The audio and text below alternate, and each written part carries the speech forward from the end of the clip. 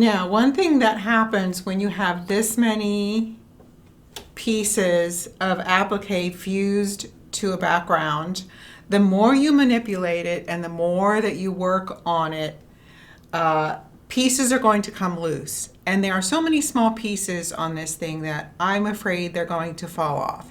So what I'm going to do is just take some monofilament thread on the top. I have YLI monofilament thread. It looks like this.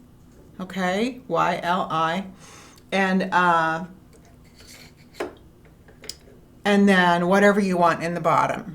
It can be bottom line, it could be that embroidery bobbin thread, anything that is thin and not bulky. So just your normal settings that you use for sewing a straight stitch. And I've come up one stem here, and I will show you that I am just going along the edge, just real carefully along the edge. We're going to do various kinds of settings here for the edges. I'm going to show you how to do a couple of different things. But what I'm doing here is to just do a nice little straight stitch. I'm going to loosen my top a little bit. But see that corner right there? You can see a little bit of white from my bobbin showing up. That means that my top tension is a little bit too tight. So I loosen that a little bit.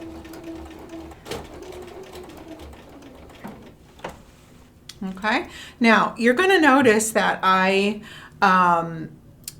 not using my hands to lift my presser foot up and down.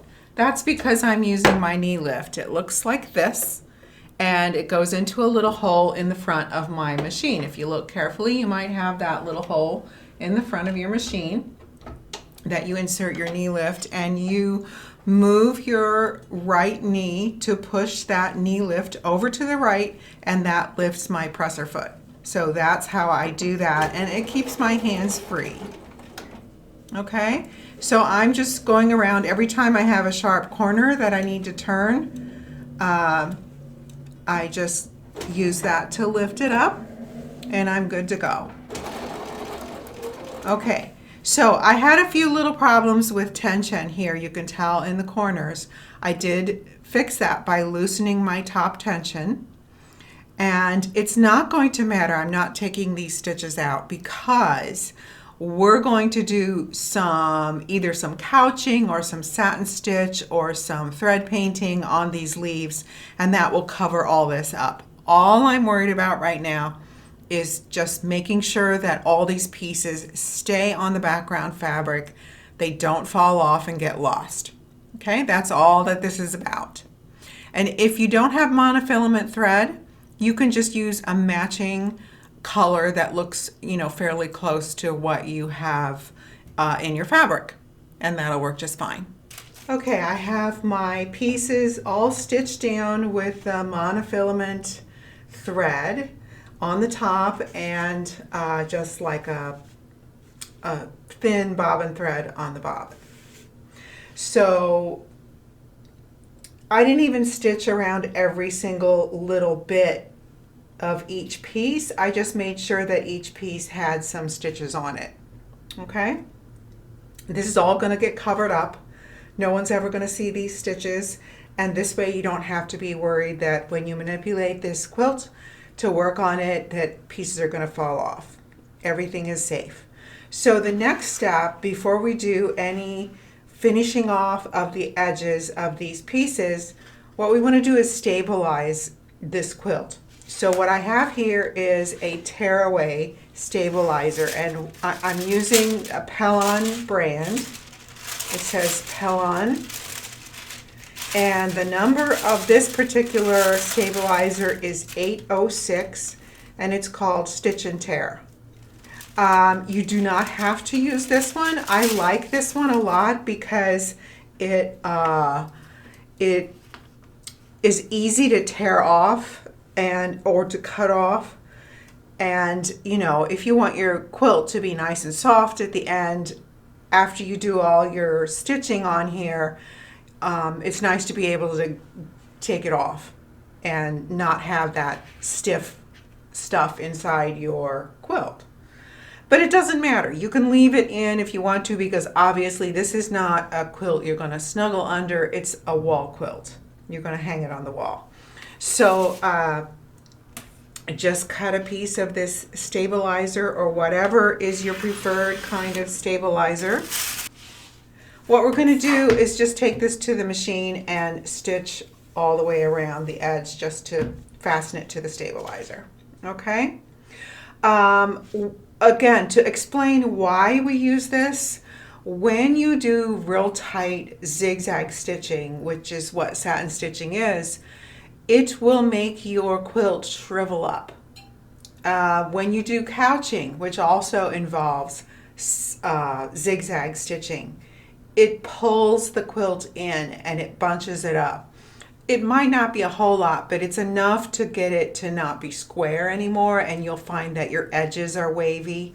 And what you want is to have a quilt that lays flat against the wall, that it's really, really square. And having a stabilizer underneath will ensure that that will happen. I like to use most often for foliage and leaves and stuff. I really like this color. This is Isacord thread.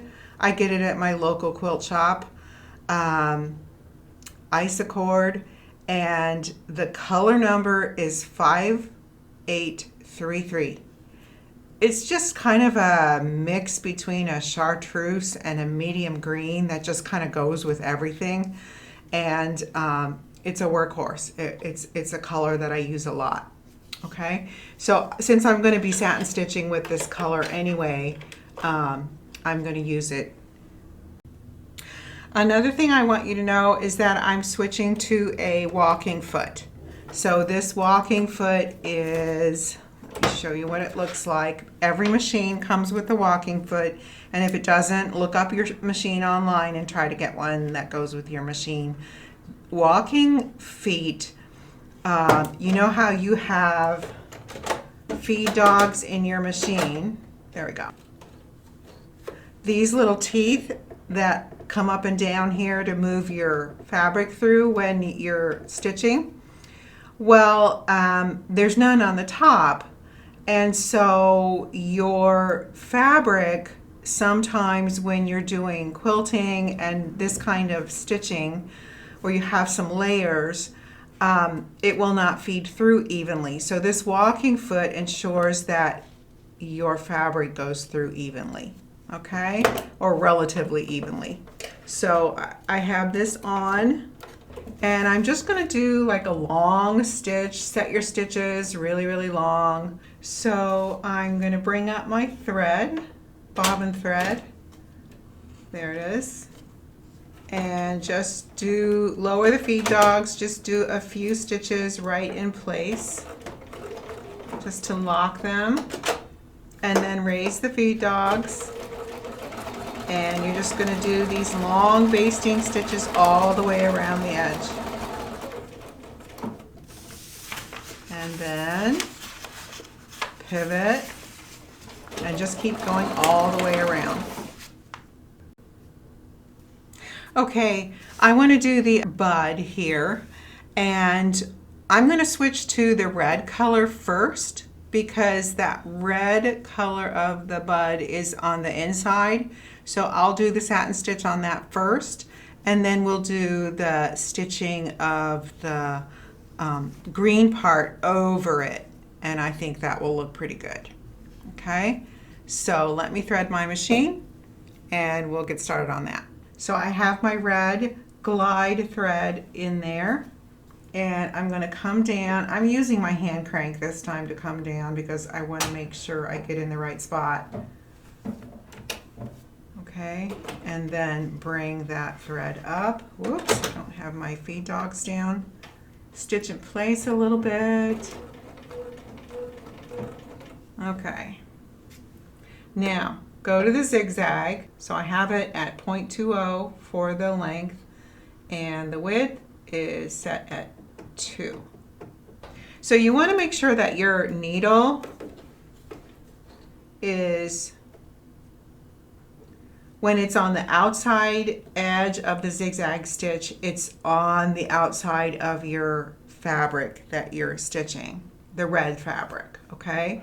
And then as you stitch, it always, the right side needs to always be outside of the red fabric. Now I need to quickly move my stitch width a little bit smaller so that when I get to that point, it's not too wide. There we go. And I need to get the needle to the outside of the zigzag before I pivot. If you don't do that, if your needle is on the inside of the zigzag and you pivot, you're going to end up with a big gap on the right side. So make sure your needle is on the right. Okay, then you do your pivot. And I'm going to do one stitch where it's perpendicular to the point, and then pivot again. Okay, and then as you move on, you're going to keep making those stitches bigger until you get back to the 2 again. There you go.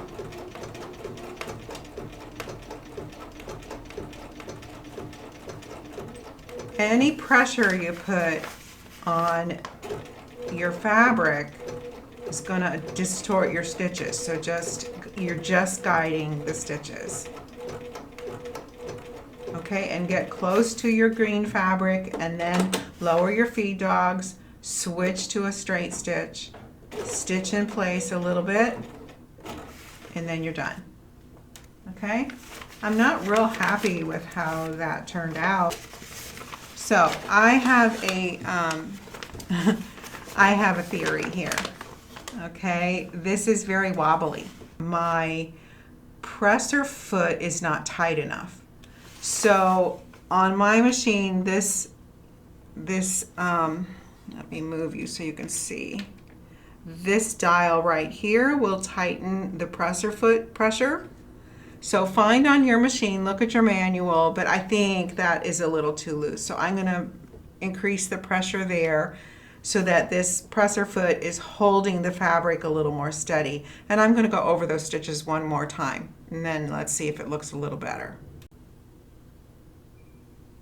Okay, I'm a lot happier with my little red bud there. Okay, I did increase the to 2.40. 2.4 on here when I was doing the zigzag to cover up the old stitches to even it out. But then of course when I got to the point I went a lot smaller. So sometimes you got to go pretty big to make it look good. Okay, so I'm starting right on the side here again with my straight stitch and my feed dogs down. Pull my bobbin thread up. The reason to pull your bobbin thread up is so you don't get a bunch of, like a bird's nest on the bottom. If you don't hold on to your threads at the beginning and lock them, you're going to have all kinds of problems.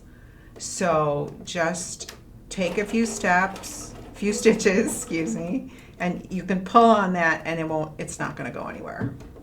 Okay, feed dogs up, switch to your zigzag. Okay, so we're going along at 220, and I think it looks pretty good. I'm going to do a little pivot, and we're coming up onto this point. So I'm going to start right about now lowering the width of my stitches.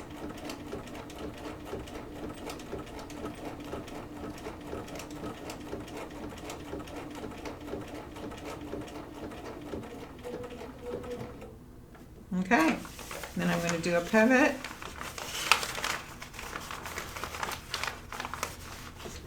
Lift up that needle and kind of adjust a little bit just to make sure that I have it exactly where I want it to go. And then quickly start increasing the width of your stitches. And there you go. And you can just keep going like that.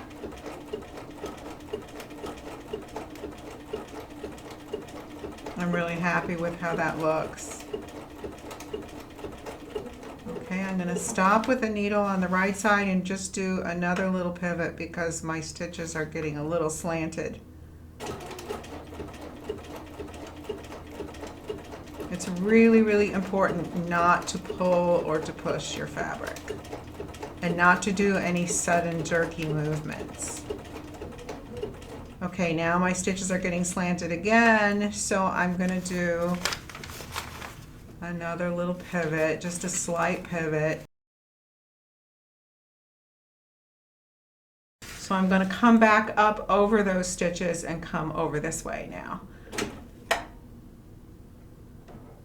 Just a little adjustment there. And I think I can afford to go just a little faster. I think it'll be fine. Now remember, as you come up here, you need to make sure that when the needle is on the right side, it's going to be off the green fabric and into the red fabric a little bit.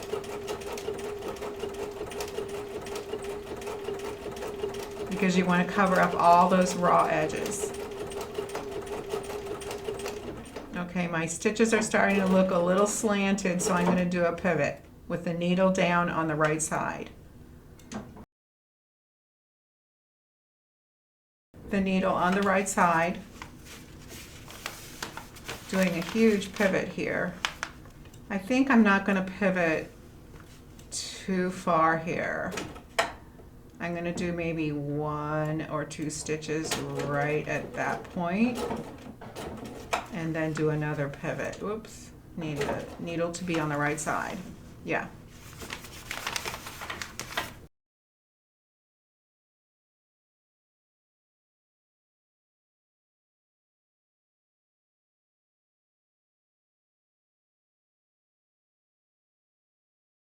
And go past where you started. Go past just a little bit. You're going to go over those old stitches. Okay? Then go to a straight stitch. Put your feed dogs down. Stitch in place for a little bit, and then you are done. Okay. Okay.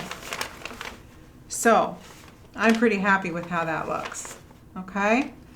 And that's how you do your satin stitch. All right, that's how it looks on the back. There you go. Now you might choose to do all your leaves with satin stitch, or you might choose to do them with something else like couching, or with, maybe a thread painting of some kind. So next thing I'm going to teach you is how to do couching around the edges of the petals.